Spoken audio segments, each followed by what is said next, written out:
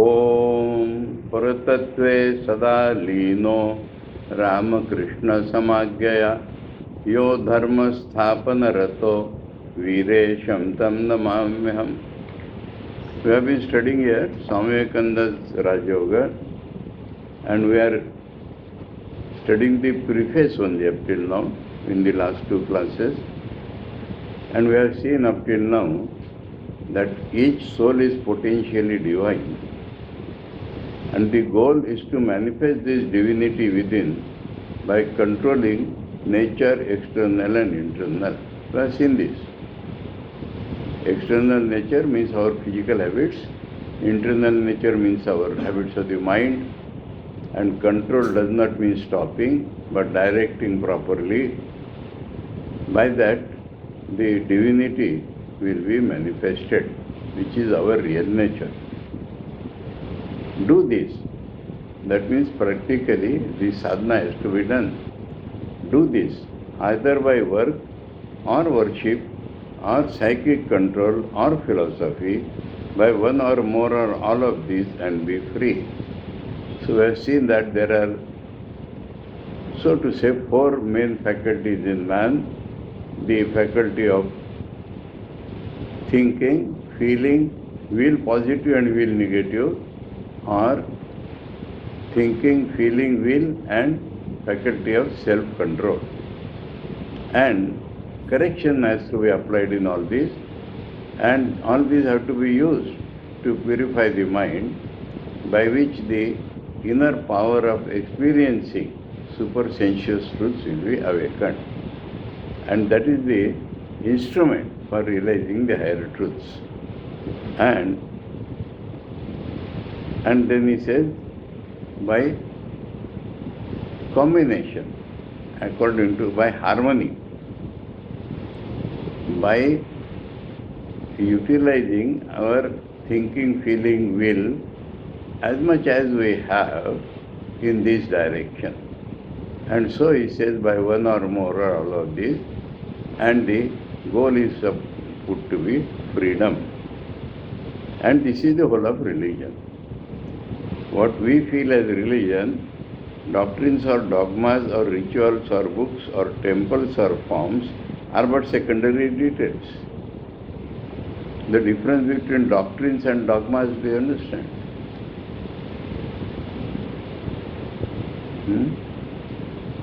Doctrines are stated and logically proved.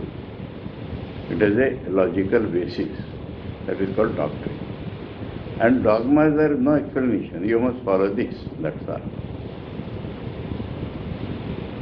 That is called dogma.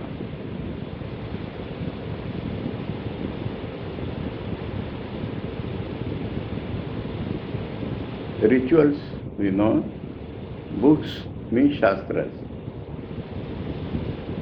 And when Swamiji said temples, it means temples, mosques, Gurudwara, church, or forms. What is the difference between rituals and forms?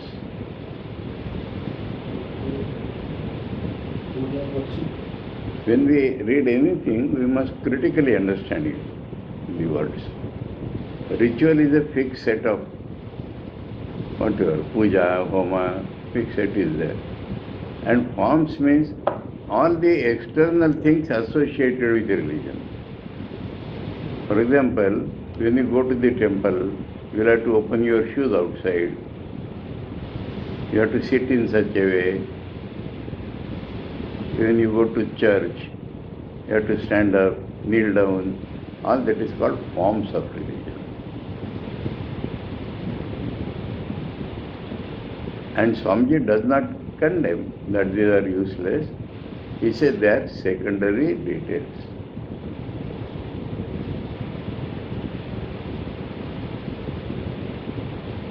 And out of this, the doing this by psychic control, that is the topic of Rajoga. And I told you that Rajoga according to Swami Vivekananda, because everybody has his own meaning of Rajoga. Shankaracharya calls Vedanta as Rajoga. So Patanjali calls the Ashtanga Yoga as Raja Yoga. And Swamiji's Raja Yoga is Patanjali's plus. Because he has seen the whole thing from Vedantic point of view. Now, in the preface, what Swamiji is telling, the main thing is between gross and subtle. Perceptions, powers, both. What we feel by our five senses is called sthula or gross. But this gross consists of something subtle. And we can pursue this subtle if we train ourselves by Raja Yoga. And if we are able to reach this subtle, we will find that it is almost infinitely more powerful than the gross. So much power is there. For a physical example of this, we can think of atom bomb or hydrogen bomb. One molecule, one atom is broken. That means we enter the subtle field. And how much energy is released? You know the Einsteinian equation? E is equal to mc square. C means velocity of light. And square of that. So, little mass brings how much energy? Now what happens? That we should know. We should not blindly proceed. We should be clearly seeing these subtle things and using the energy. And in this Raja Yoga, we have to use the energy not for any bombs, but to enable us to go still further, beyond and beyond, till we reach our real nature. So Swamiji says that extraordinary, what people normally think, phenomena, can be seen by ignorant people. They do not know anything.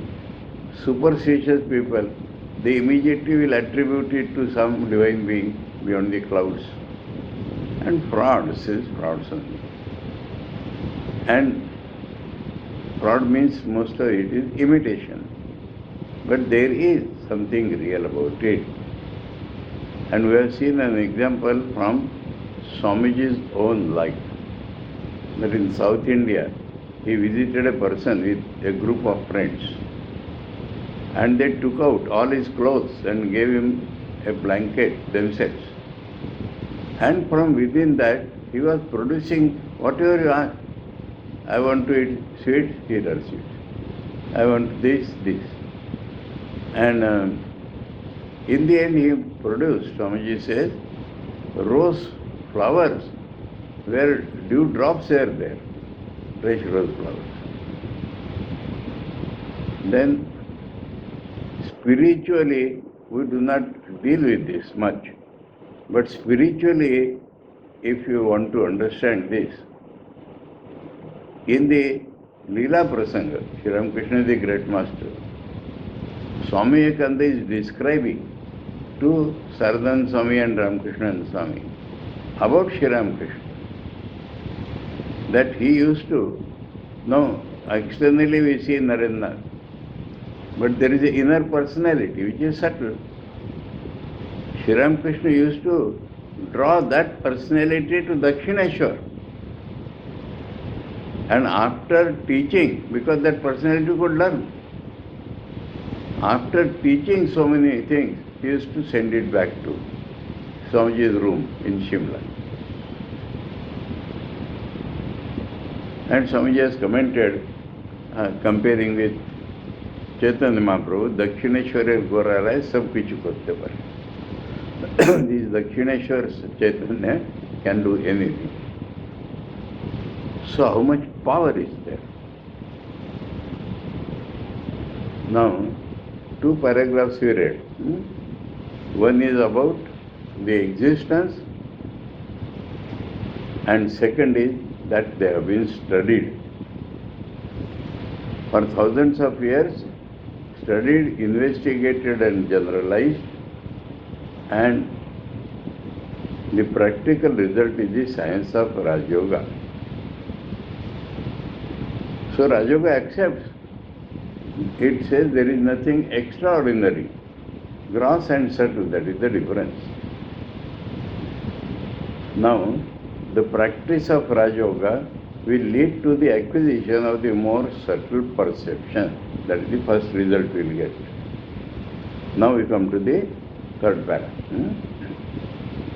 All the orthodox systems of Indian philosophy have one goal in view: the liberation of the soul through perfection. What is orthodox system?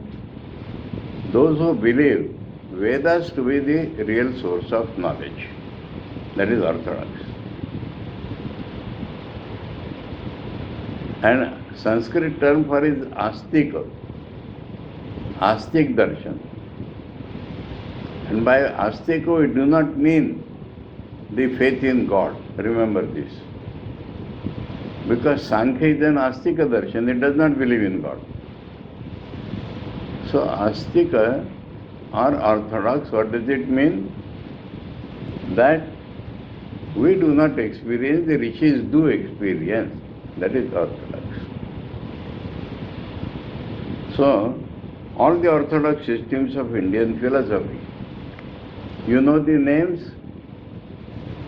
You are interested in the names of 6 systems are supposed to be orthodox systems. You want to note down, you note down. Nyaya, Vaisheshika, of the same level. Next higher level, Sankhya, Yoga.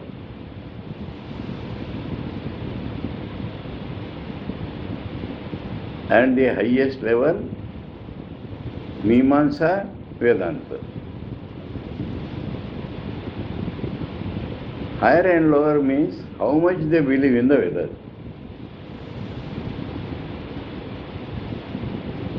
So these are the 6 systems of Indian philosophy, orthodox. What are the other Indian philosophies? Heterodox? Charvak only? And Buddhism, Jainism. And several schools of Buddhism. Even in Vedanta there are schools, many schools. Okay? Now, Indian philosophy is not just speculation of what is and what not. They are all meant to lead a man to the goal of life. So the system of philosophy in India is not just what is a thought structure. It is a method to realize the goal of life. And what is the goal of life according to all Indian philosophies?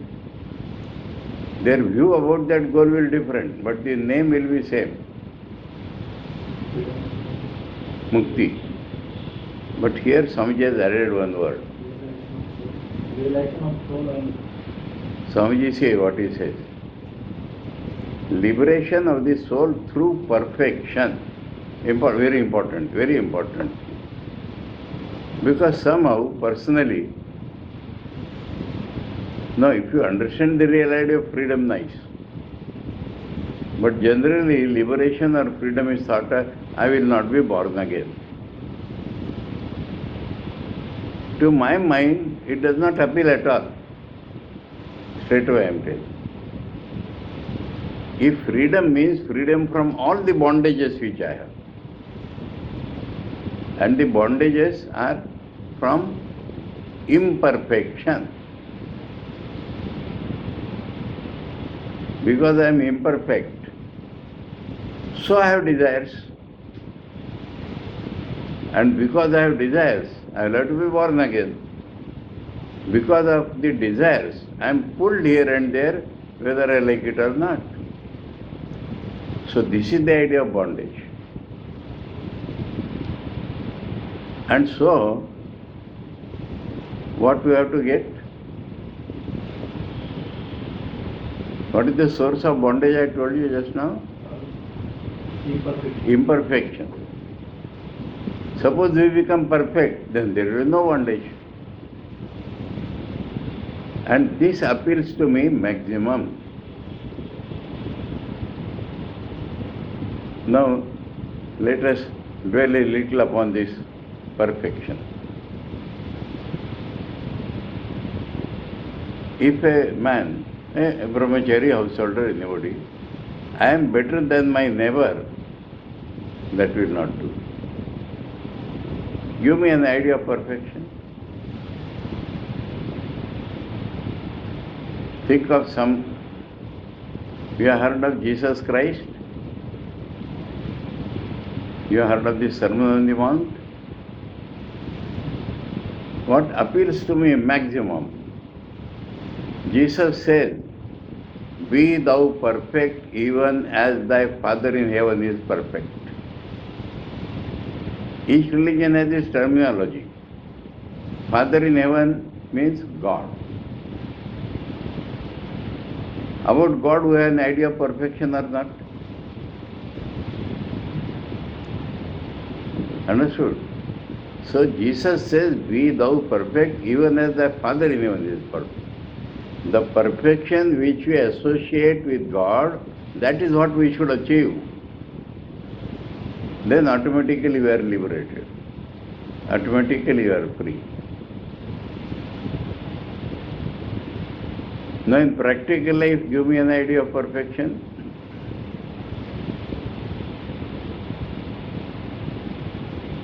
Holy Mother Sarda Devi came to Dakshineshwar. Roughly her age was 18 or like that. And she was looking at the full moon on a Purnima night. And she is praying to God. God, even this full moon, which is praised by poets and all that, has some black spots. Please see that my mind does not have any black spot. What we will call this? Craze for perfection, madness for perfection. That makes a man sadhak.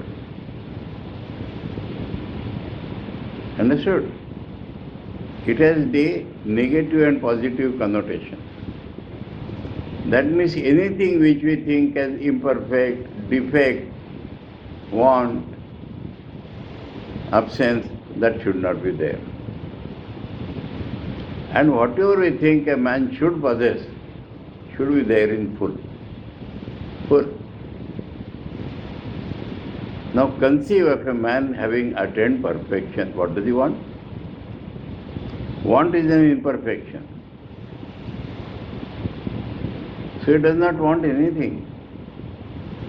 And he will always be happy. He will be happy always. So keep this idea before your mind. Now we are all, what is the common name for us all? We are all sadhakas. And sadhakas means we want to achieve perfection in life. That is the one goal of life. In every field of life. And we are ready to sacrifice our physical, mental habits to gain perfection. So that is the goal set up by all orthodox Indian philosophies. Attain perfection, you are liberated because free, nobody can bound you. Liberated from the clutches of imperfection, liberated from the throngs of desires, imperfections, wants, mental morbidity. Okay? Then the method is yoga. So this is the definition of yoga. This is what Shankaracharya tells us in his commentary on the Bhagavad Gita. Every chapter he calls as yoga. So a set method, I have described you about the method. पहाड़ पर चढ़ने का भी रास्ता होता है. So, a definite method tested and tried and proved by the sages to attain perfection. So, these different philosophies, they propose certain methods. That is called yoga. The word yoga covers an immense ground. You understand this point? Tell me, what immense ground? Karma Yoga talks of perfection through work. Bhakti Yoga talks of perfection through love of God. Jnana Yoga, perfection by change of our consciousness. Raj Yoga, perfection by total psychic control. And in so many ways you can think. So this yoga covers an immense ground.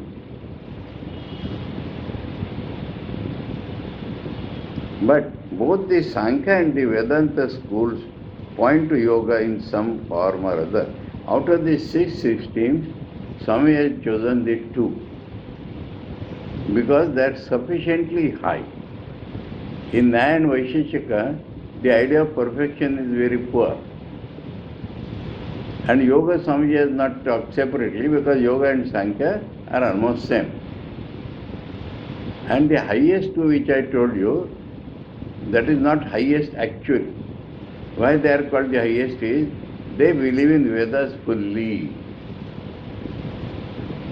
But Mimamsakas believe only in the work portion of the Vedas. And so Swamiji has not used that. When Swamiji says something, we have to understand why he has not said that. Then we understand it better. He has talked of all systems of Indian Orthodox philosophy. So we have enumerated them. But then he chooses only 2. Because their ideas are superior than all others. And why Sankhya? Because Patanjali Yoga, which is normally called yoga, is fully based upon Sankhya. So Swamiji has to use that. And in Swamiji's mind is full with Vedanta. And the real perfection is described in Vedanta. So, these 2 Swamiji mentions, both the Sankhya and the Vedanta schools point to yoga in some form or other. Some form because Sankhya will, the aim will be to restrain the mind, and then we become separate from Prakriti. We are Purushas amongst many Purushas. That is the form. And Vedanta will give us illumination, by which we will realize that we are the reality one without a second, including Prakriti and whatever. Understand?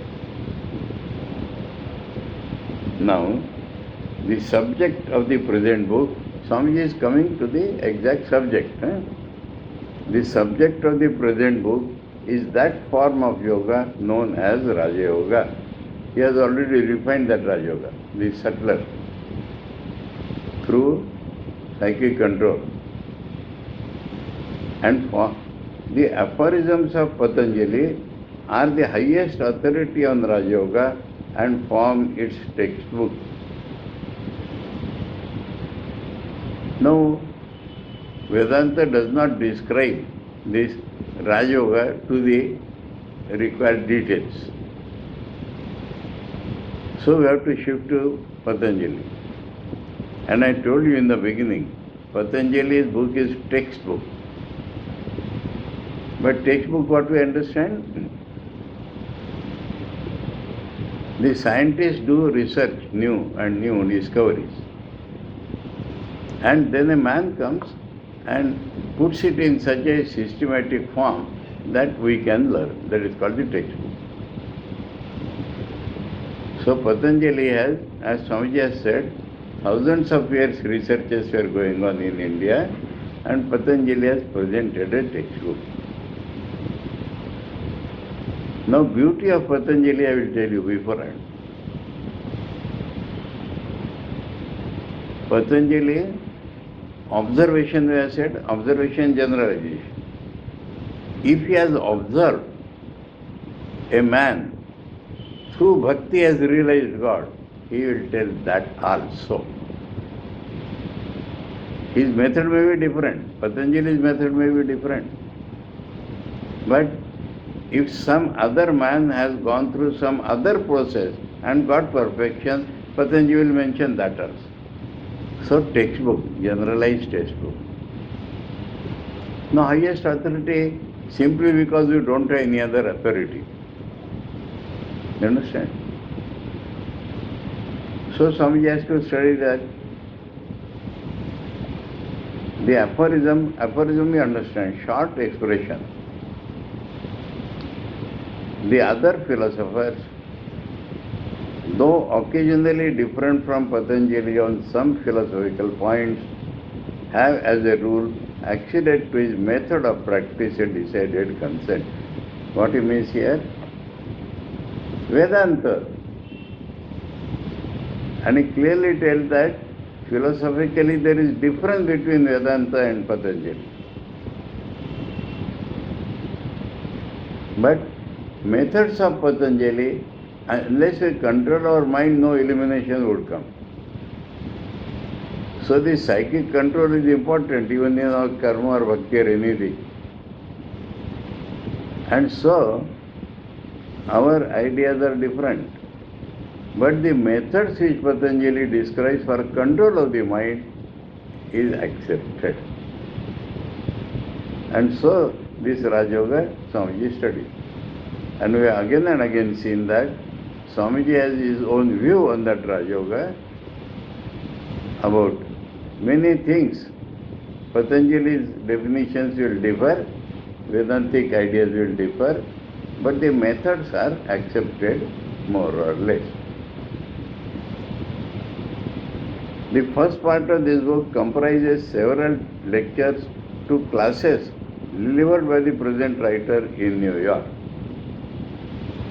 The second part is a rather free translation. Swami just clearly mentioned free translation. You understand? That means his own Vedantic point of view has come there, not literal translation.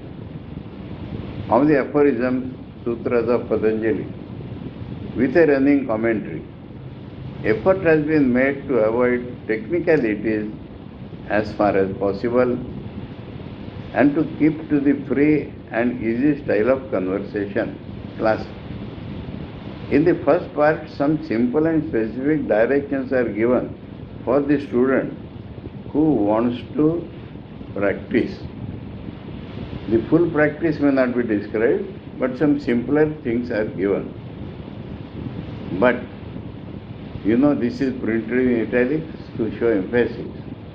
But all such are especially and earnestly reminded that, with a few exceptions, yoga can only be safely learned by direct contact with a teacher.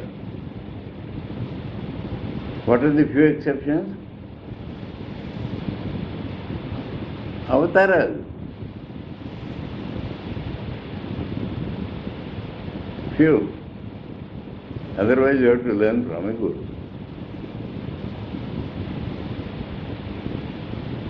If these conversations succeed in awakening it, then we will say, why this book? What is the use if Guru is not there? So Swamiji says, if these conversations succeed in awakening a desire for further information on the subject, the teacher will not be wanting. Here, two things we see. Swamiji has hinted that he can teach. But the general idea is that when the desire is keen, the teacher is bound to come. I will use a Christian saying for this.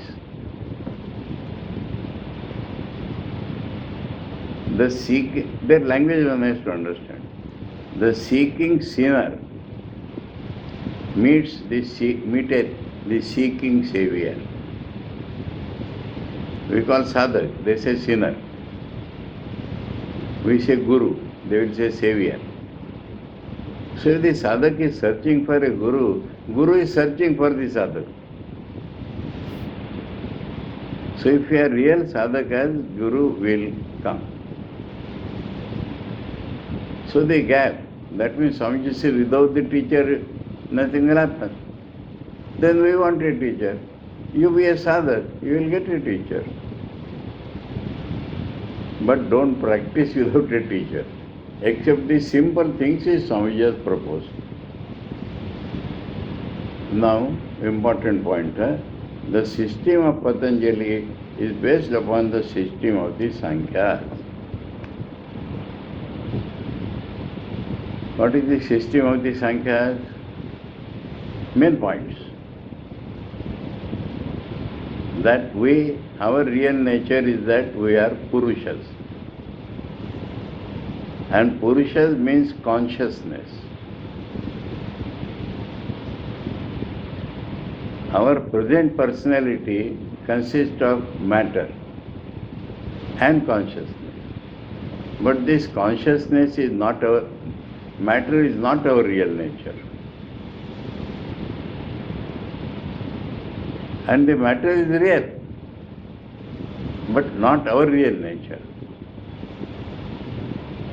In the world, there is matter, there are Purushas, but there is no God there.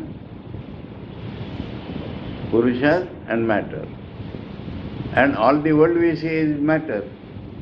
How the matter changes? In the presence of the Purushas. That is the Sankhya idea.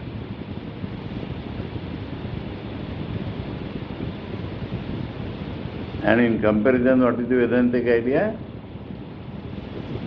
There is nothing called matter.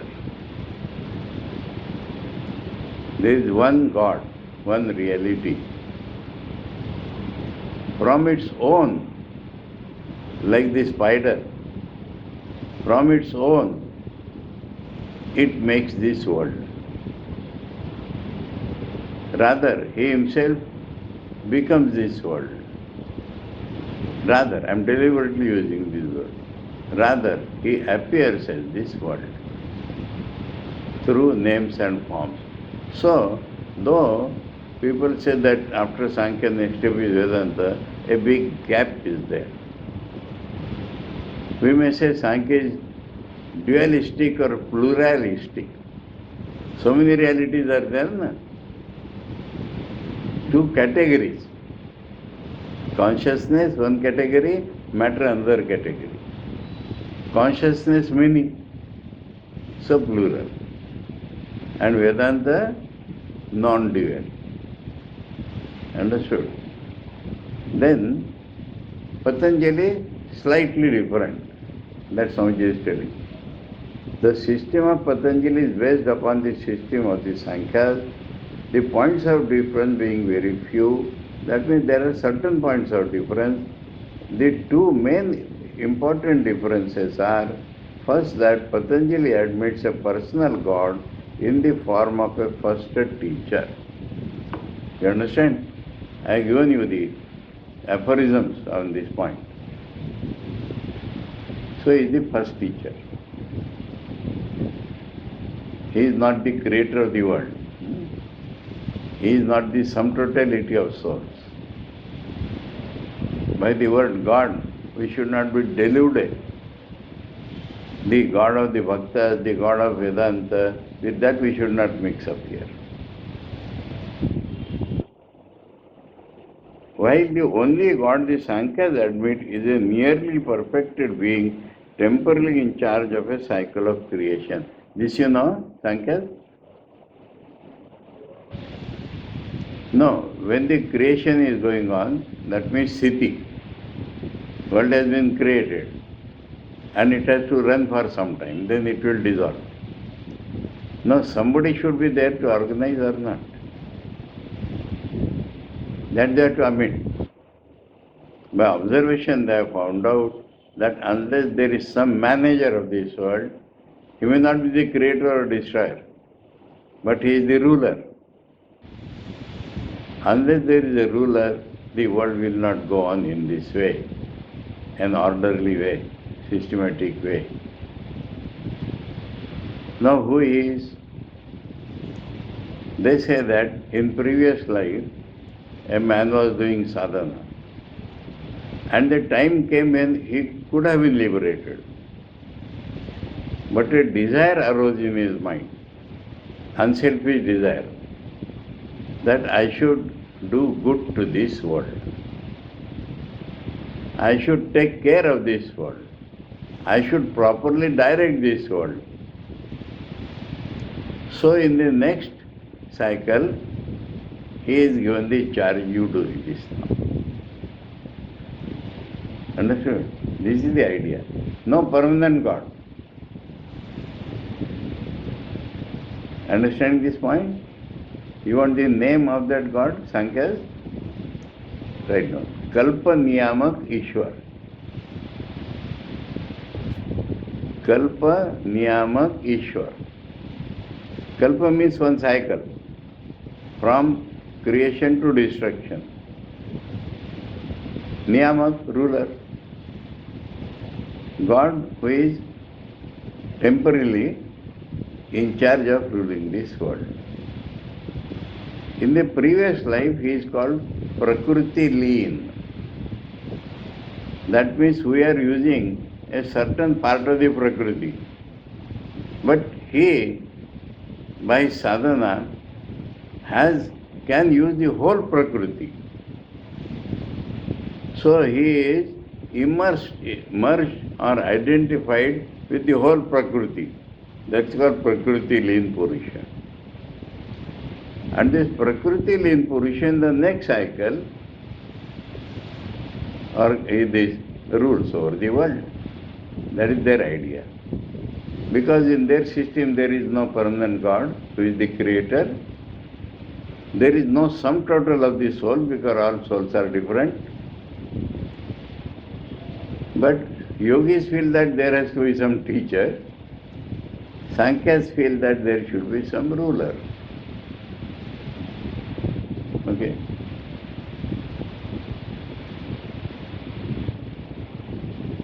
So, nearly perfected being, temporarily in charge of a cycle of creation. Now, one more difference between Sankhya and Yoga. Second, the yogis hold the mind to be equally all-pervading with the soul or Purusha, and the Sankhyas do not.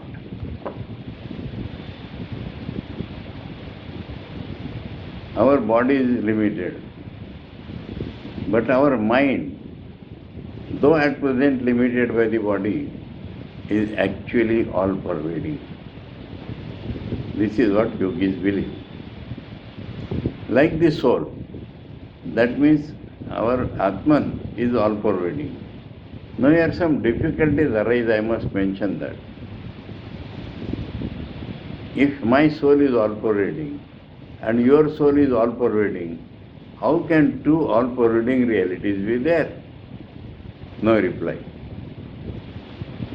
You understand? So from here Vedanta will tell us that means my soul and your soul are not different. This is Sankhya's do not believe. Understood? So the real idea of all-pervading has not come. But the idea is there. Soul is all-pervading, Sankhya's also believe, yogis also believe. Now Sankhya's feel that mind, each one has his own mind only. But the yogis believe that mind is universal. Okay? This is the difference. And there may be minor differences which are not important. In this way, we have come to the end of the preface to get a background of what Swamiji is going to teach. So we turn to now chapter 1, introductory. The book has yet to be introduced, but an overall view has been given by preface. What we can call a perspective. And this is very important, very important. All our knowledge is based upon experience. Tell me.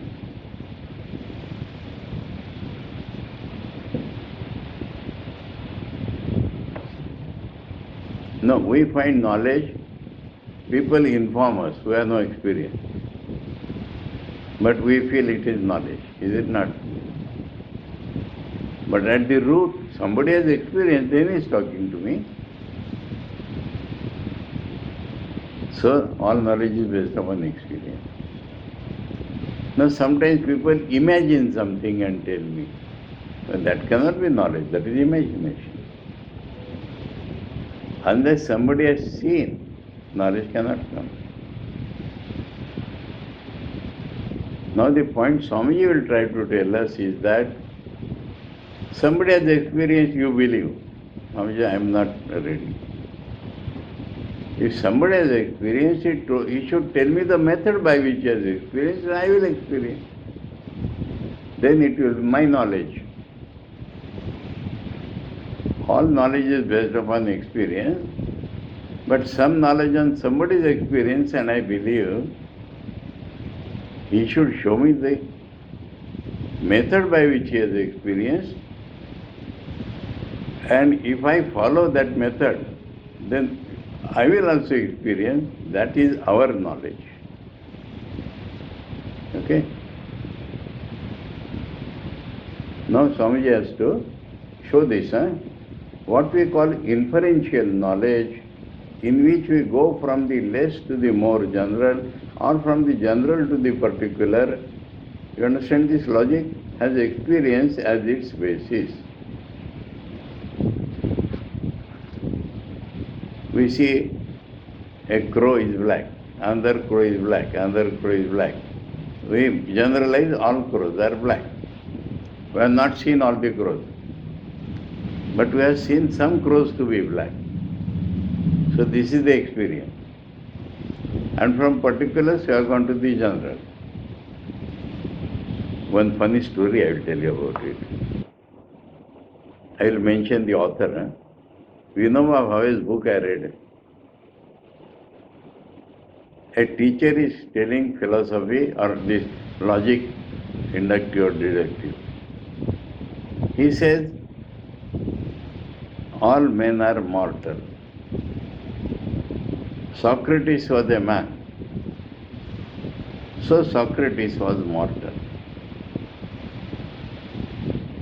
From general to particular. And he asked, you have understood? Students say that we understood. Vinoba says, neither the teacher has understood nor the student.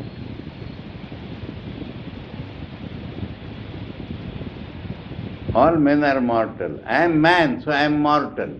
You are man, you are mortal. This is understanding. Socrates is not going to complain to you why you are taking my name. And so you are conveniently taken his name. In Shankar's commentary, everywhere, wherever this knowing comes, he says, know as yourself. Know it as yourself.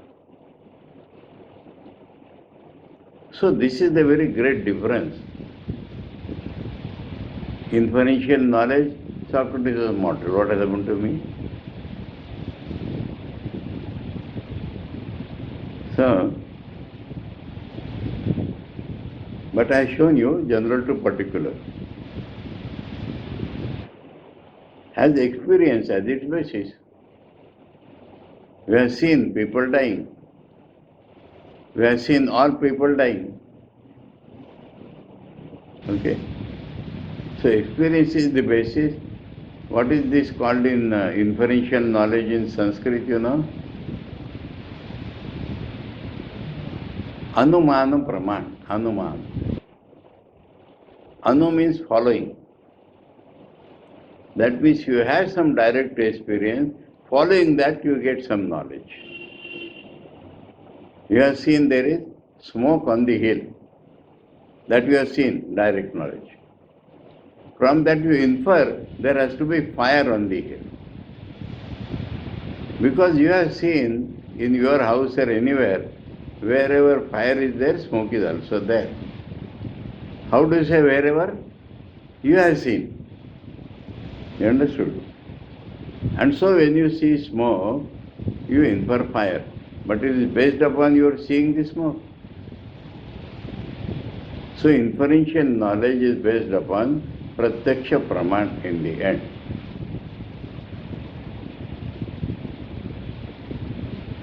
In what are called the exact sciences, people easily find the truth because it appeals to the particular experiences of every human being.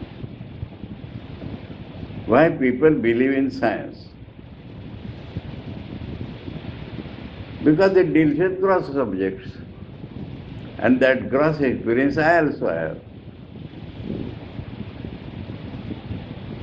Now we do not go to see that hydrogen and oxygen are combined to make water.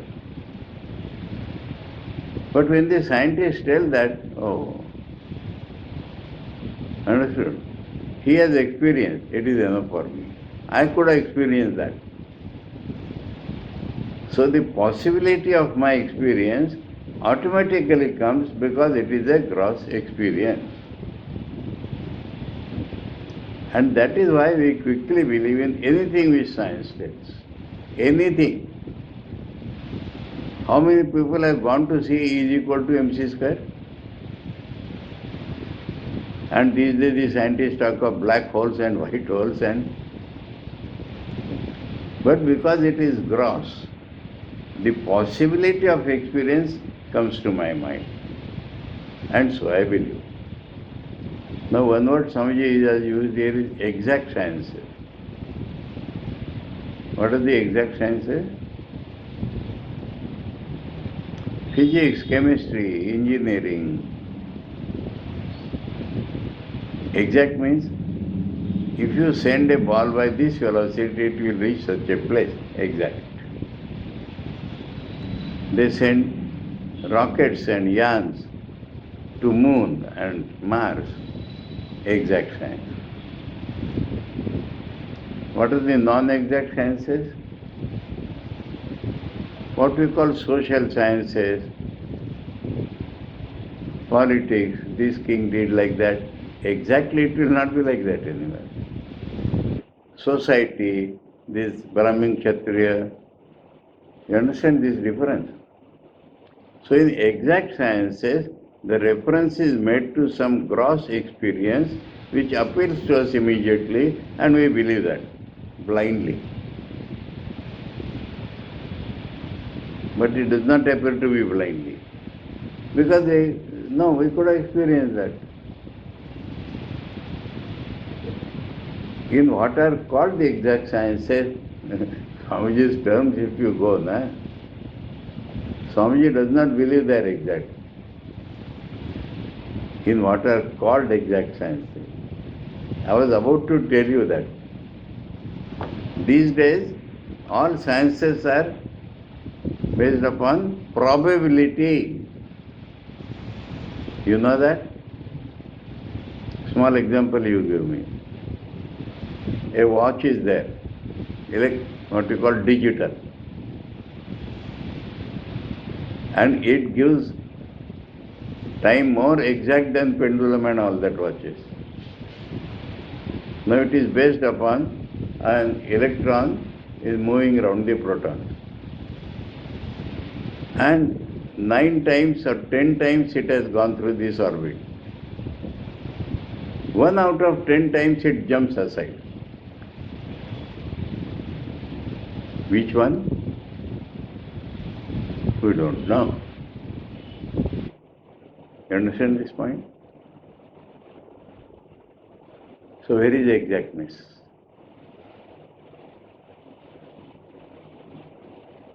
But because these 10 points, they are so quick, so whether this first or second does not matter. In 1 second we will find that.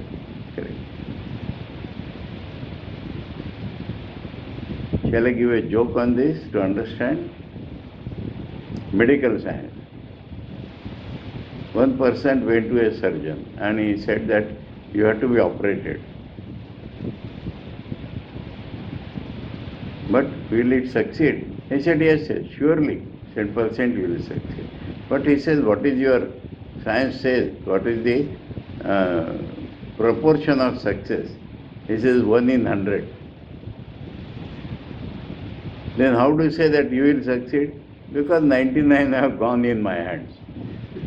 So you will succeed. So no science is exact. You know how medicines are prescribed? Some doctor gets an idea that this will be the medicine for this disease, and he gives to 100 patients. If 80-85 are successful, he says this is the medicine. Exact. I don't want to go further into this, but one more example I want to give. Meteorological science. Meteorological, I am not talking of India. Suppose you say it is not developed in India. The most developed country we understand is America.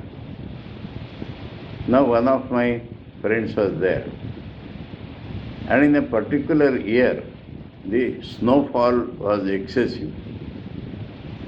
But he announces that though snowfall is excessive, spring is coming on time. And next day, there was a record snowfall of the year. So for 1 or 2 days, no announcement. Then again he announces, though there has been the record snowfall of the year, spring is coming on time. And next day, there was a century's record snowfall. Why, you will ask me, why? Who knows what are the factors of rainfall? Do you know? The meteorologists are expert in postmortem. That means, where is the heavy rainfall? They will say, yesterday there was a depression, so today rainfall. Yesterday we did not talk about that depression. Some people started believing that what the meteorologists say, opposite will happen. But then it would have become exact. Anyway, so Swamiji has used the word in what are called the exact sciences. So I commented on that. People easily find the truth because it appeals to the particular experiences of every human being. The scientist does not tell you to believe in anything, but he has certain results which come from his own experiences and reasoning on them. When he asks us to believe in his conclusions, he appeals to some universal experience of humanity. In every exact science, there is a basis which is common to all humanity, so that we can at once see the truth or the fallacy of the conclusions drawn therefrom. Now, the question is, has religion any such basis or not? For that, Swamiji, why people believe in science and not in religion, that Swamiji is showing contrast. Has religion any such basis or not? I shall have to answer the question both in the affirmative and in the negative. That means religion as it is preached, you believe. But religion as it really is, I have experienced, these are the methods, you can also experience. So Swamiji wants to show us which direction to follow in religion. For example, Patanjali is giving exactly method of this and this, and you will achieve this result. So, in religion, there are people, some you will describe later on, who want us to believe. There are other people who said we are open to verification. Now let us read. So, I will have to answer the question both in the affirmative and in the negative. You understood this point? That there can be religious teaching which is based upon experience and which allows us to experience. But the way religion is taught today is that we are asked to believe without any proof. And so, the percentage of people believing in science and religion varies because of this. Science deals with gross experience, everybody can. Religion believes in subtler experience. Unless we get that experience, how you can know that? Religion, as it is generally taught all over the world, is said to be based upon faith and belief.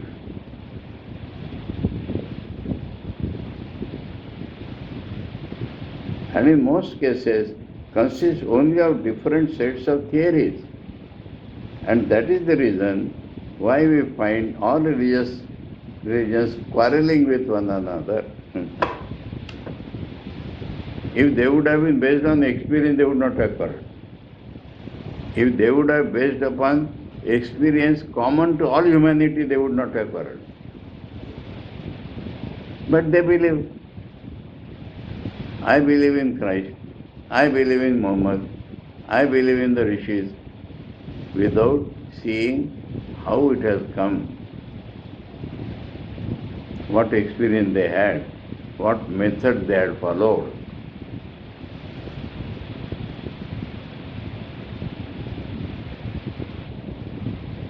So sets of theories. And therefore the quarrel comes. That is my idea, that is your idea, that is his faith, that is his faith. If it is based upon experience which the whole humanity could have had, there would not have been quarrel. And that was the scientists point out. That our science, whether it is from Russia or America or China, is the same.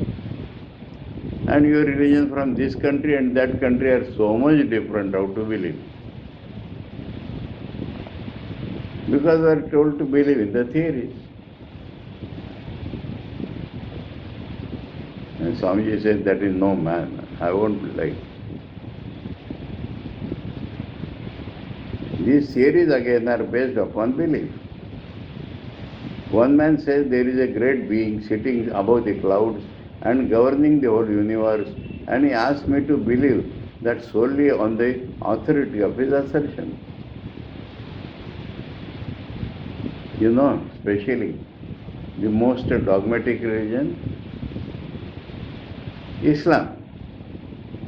Don't ask, Khuda has told like this, finish. If you ask, I will cut your head.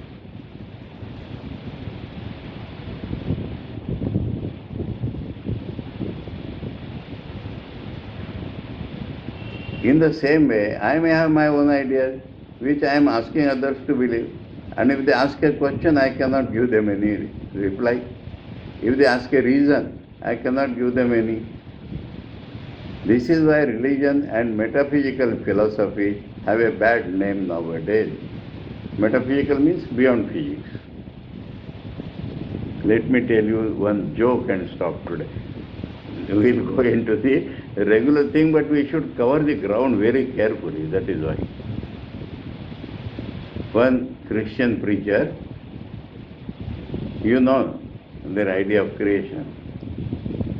God created this world in 6 days. And then he let it to dry up on the fence. Then a man from the audience gets up. Where was the fence when the world was not created? The preacher says, one more question like this and you smash all my theology. So I am quoting from Swamiji's books only. Because I could not answer. You believe?